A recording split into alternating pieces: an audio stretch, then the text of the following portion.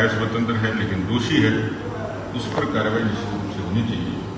इसको केवल राजनीतिक चश्मे से और सियासी तौर पर नहीं देखा जाना चाहिए, क्योंकि वो जो समय था, बड़ा व्यापक आंदोलन प्रदेश भर में हुआ, सदन में विधानसभा में हम लोगों ने सरकार को बार बार टिकाया।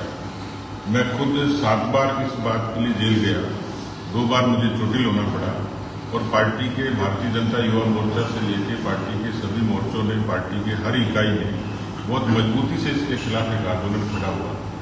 मुझे लगता है कि कांग्रेस पार्टी हो सकता है इसका सियासी अर्थ निकाले, लेकिन सत्यता यही है कि उन्हीं के लोगों ने, उन्हीं की संस्थाओं के लोगों ने स्वीकार किया था कि पेपर लीक में अनियमितता हुई है। तो ये जो कार्रवाई है, ये एक तरीके से प्रक्रिया की कार्रवाई है, सामान्य कार्रवाई है, और बस देखना ये है कि किस तरीके से इसमें आगे भविष्य में क्या होता है।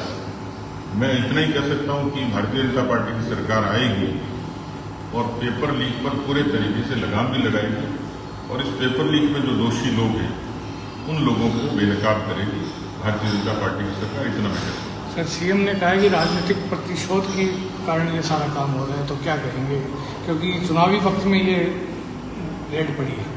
देखिए, वक्त के बारे में कोई सवाल कर सकता है, लेकिन मुझे लगता है कि संस्थाओं की कोई मियाद होती नहीं है जब तक बहुत निश्चित तौर पर जो अनुसंधान है वो सही दिशा में जाए, उसके बाद उनको कुछ इस तरीके की साक्ष्य मिले, कुछ उन तक कोई इस तरीके की बात पहुंचे और उसके बाद वो आगे बढ़े। प्रमाणिक तौर पर कार्रवाई तभी आगे जाती है। मुख्यमंत्री जी बहुत अरसे से कहते रहे हैं, लेकिन मुझे अच्छे तरीके से याद है कि इन्हीं लोगों ने कहा कि भाई कोई भी पेपर लीक नहीं हुआ, और उसके बाद लगातार परतें उभरती चली गई। तो मुख्यमंत्री जी की बात पर भरोसा नहीं किया जा सकता। कांग्रेस के लिए मीठा मीठा गप और खारा खारा तू, यदि उनके हक की बात हो जाए तो ठीक है, और उनके हक की नहीं हो तो बेठीक है।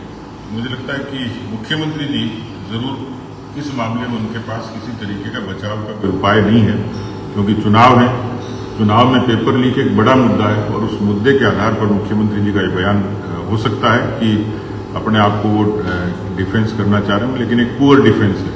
इसलिए मुख्यमंत्री जी के बयान केवल सियासी बयान है। सर, बगावत खूब हो रही है बीजेपी में, क्या कहेंगे, कैसे इसको थामेंगे, क्या रणनीति बनेगी? देखिए, 52 से चुनाव शुरू हुए और आज तक कोई अपवाद नहीं है कि जब राजनीतिक दल जब टिकट देते हैं तो उसमें असहमति भी होती है, कहीं न कहीं मतभेद भी होता है। लेकिन भारतीय जनता पार्टी का एक चरित्र है जिसमें हम लोग समझाइश से नेताओं को, कार्यकर्ताओं को इस बात के लिए प्रेरित करते हैं कि पार्टी के प्लेटफॉर्म पर हम सब लोग एक हैं।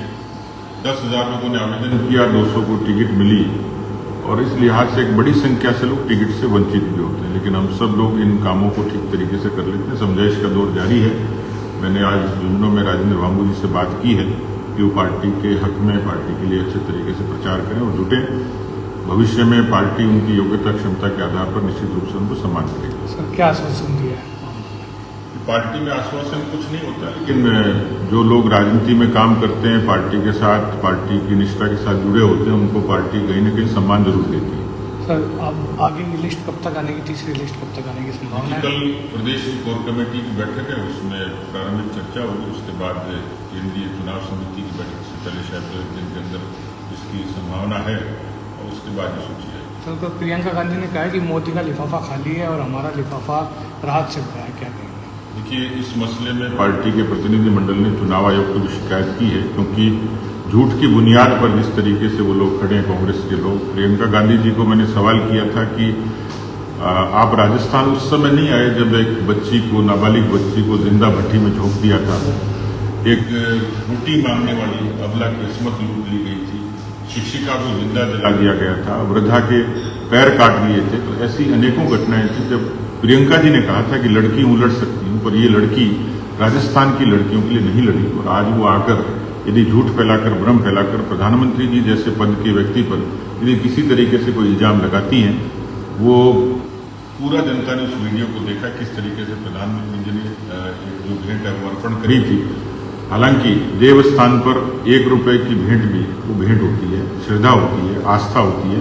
शायद इस आस्था को प्रियंका जी समझ नहीं सकती, और इसलिए केवल झूठ के आधार पर एक एनवलप को मुद्दा बनाना ये कांग्रेस की फितरत है। सर, लगातार कांग्रेस गारंटी दे रही है महिलाओं को 500 रुपये का सिलेंडर की कल घोषणा करिए, 10,000 रुपये सालाना, तो क्या कहेंगे कि महिलाओं को फोकस कर रहे हैं या झांसा दे रहे हैं? ये राजस्थान की महिलाएं ट्रैक में आने वाली नहीं है। ये वोटों को प्रभावित करने की सियासी राजनीति अशोक गहलोत जी की थी, मोबाइल के नाम पर, अन्नपूर्णा के नाम पर, बाकी दूसरी योजनाओं के नाम पर। लेकिन मोबाइल भी फटने लगे, अन्नपूर्णा के जो पैकेट्स थे उसके सैंपल फेल हो गए। किसी भी गारंटी से पहले राजस्थान की अबलाएं, राजस्थान की महिलाएं गारंटी मांगती अपने सुरक्षा और सम्मान की, जो गृह मंत्री के नाते अशोक गहलोत दे नहीं पा। इसलिए राजस्थान की महिलाएं इस बार बड़ी संख्या में कांग्रेस के खिलाफ बदलाव